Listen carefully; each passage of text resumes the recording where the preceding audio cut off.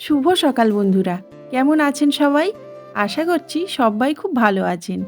এপিএসএস ব্লগের আরও একটি নতুন ভিডিওতে আপনাদের অনেক অনেক স্বাগত জানাচ্ছি। আজ সোমবার আর এখন বাজে সকাল 6টা। ঘুম থেকে উঠে তাড়াতাড়ি করে বাসি কাজ সেরে আর রেডি হয়ে গেছি, কারণ আজকে যাব আমি বাজারে। আজকের মায়ের গহনা কিনবো, সেই জন্য ভোর ভোর উঠে কিন্তু সমস্ত কাজ সেরে আর তারপর ছাদে চলে এসেছি। সকাল হলেই না পাখিরা চলে আসে ছাদের আশেপাশে, কারণ আমি প্রতিদিন তো ওদেরকে খেতে দিই, সেই জন্য ওরাও বুঝে গেছে যে আমাদের এখন খাবার দেবে। তো ওরা খুব চিৎকার চিল্লামিল্লি করছিল, তো ওদেরকে সেই জন্য একটু চাল আর একটু মুড়ি দিয়ে দিয়েছি, আর তারপর কটা গাছে আমি জল দিয়ে দিয়েছি। আর আজকের এই মাটিগুলো একটু ভিজিয়ে দেব, কারণ কি বলুন তো, ওই যে পাশের বাড়ির জেঠিমা না আমাকে দুটো পদ্মের টিউব দিয়েছে, তো ওগুলোই এখন বসিয়ে রাখবো। আমার না বহু দিনের ইচ্ছা যে আমার ছাদ বাগানে পদ্ম ফুটবে, তো সেই ইচ্ছাটা আজ পূরণ হতে চলেছে। তো যাই হোক, এইদিকে আমি মাটিগুলোকে একটু ভেঙে ভেঙে দিচ্ছি, আর এখানে জল দিয়ে একটু ভিজিয়ে রাখবো। মাটিগুলো এতটাই শক্ত যে এই মাটিতে এখন জল দিলে অনেকটা সময় লেগে যাবে মাটিটা কাদাতে পরিণত হতে। তো আমি মাটিটা ভিজিয়ে দিয়ে তারপর কিন্তু বাজারে যাব, আর ততক্ষণে নিশ্চয়ই এই মাটিটা ভিজে কাদায় পরিণত হবে। আর জানেন তো, মাটি নেই বলে আমি এই মাটিগুলো বাগান থেকে এনেছিলাম কিছু গাছপালা বসানোর জন্য। তো যাই হোক, এখন এই যে ছোট ড্রামটাতে করে ভিজিয়ে রাখছি, আর ছোট ড্রামেই এখন বসাবো পদ্মের টিউবগুলো। আর যখন একটু বড় হয়ে যাবে তখন ওগুলোকে তুলে বড় ড্রামের মধ্যে দেব।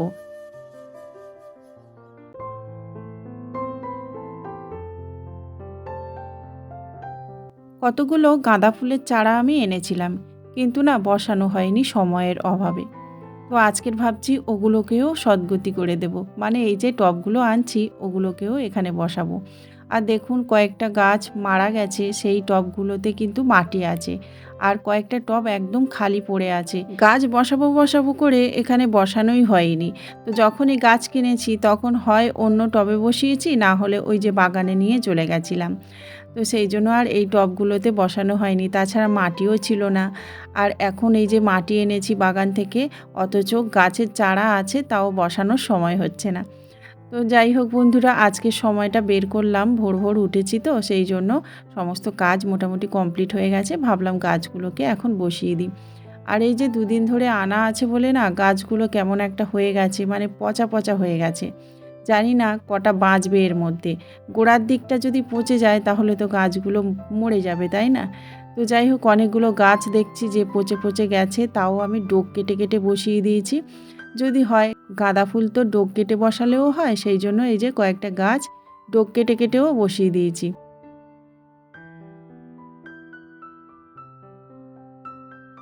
শীতের সময় গাঁদা ফুল বেশ ছাদ বাগানে ভরে ভরে থাকবে, দেখতে ভালো লাগে, তাই না? আমার বাগানে যদিও 2-4টে গাঁদা ফুল গাছ আছে, তাও দেখুন কত সুন্দর লাগছে।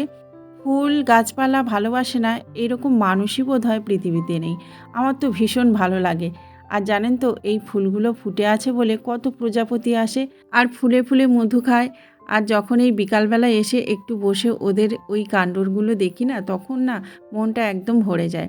ছাদ বাগানটা যেন আমার একটা স্বস্তির নিঃশ্বাস ফেলার জায়গা।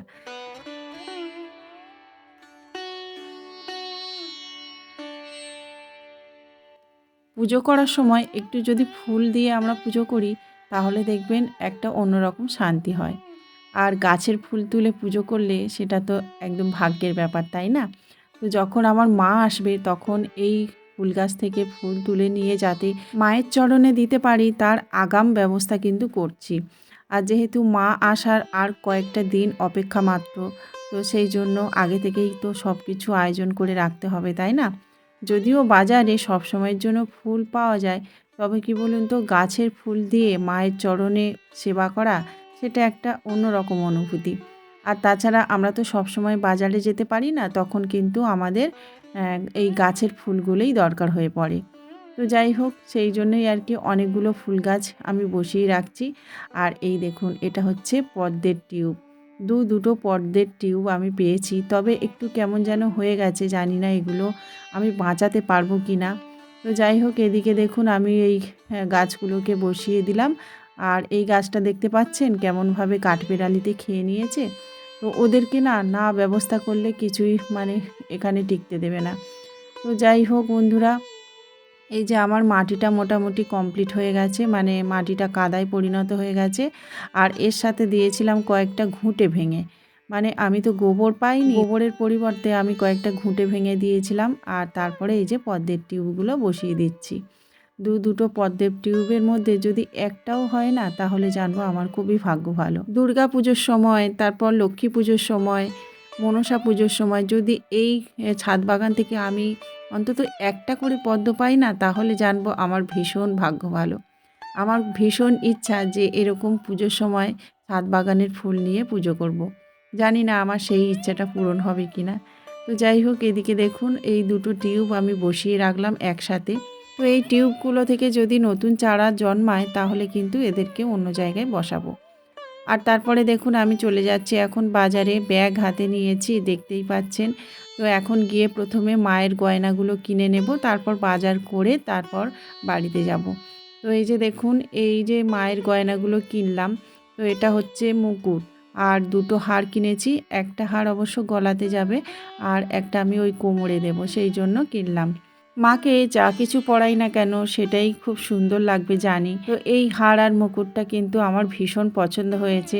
আর বেশ চওড়া চওড়া হার মাকে পরলে দারুণ লাগবে বলুন।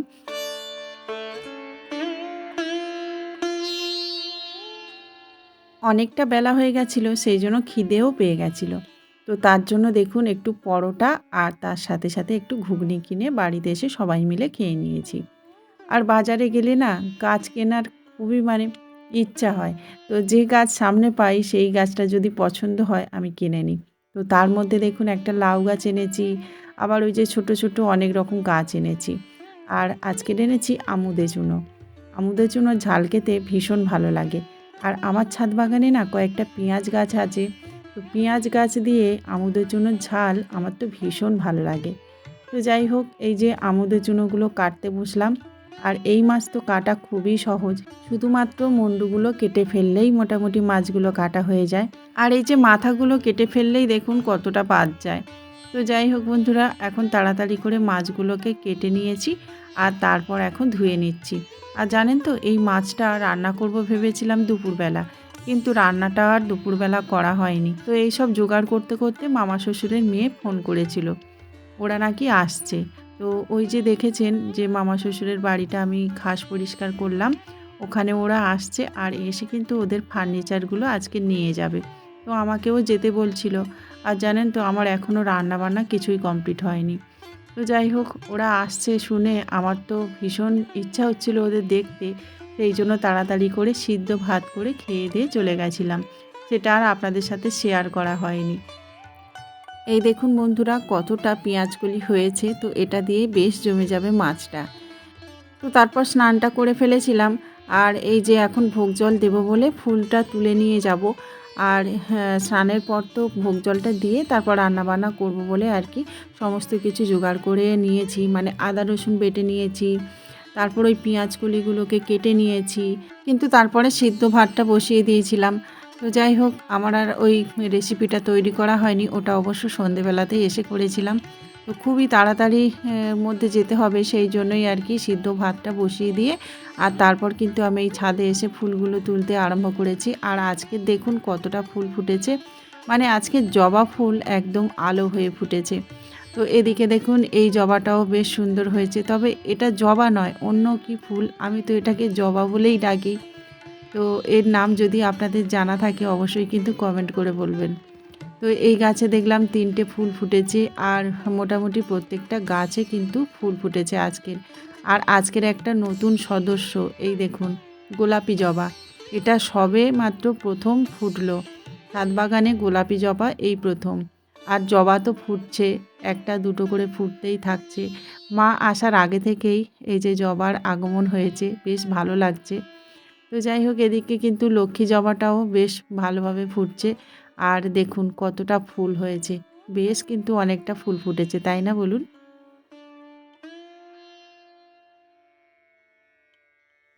যেদিন অনেকটা জবা ফুল ফোটে সেদিন কিন্তু আমি তুলসী দেবীকে ভালোভাবে সুন্দর করে সাজিয়ে রেখে দিই। আর আজকে তো প্রতিটা জবা দিয়েই আজকের মানে তুলসী তলাটা খুব সুন্দরভাবে সাজাবো।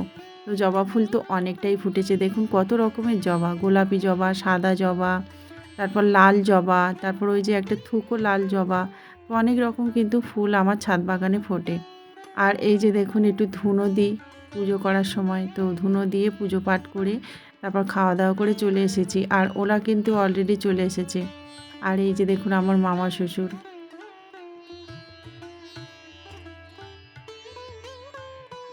মানুষ চলে যায় রেখে যায় স্মৃতি।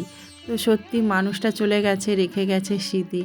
তো ওনার মেয়েরা সব চলে এসছে, আর এসেই কিন্তু মানে ওই ফার্নিচারগুলো বার করছে। আর এটা হচ্ছে সেজো মেয়ে, আর এটা মেজো মেয়ের মেয়ে।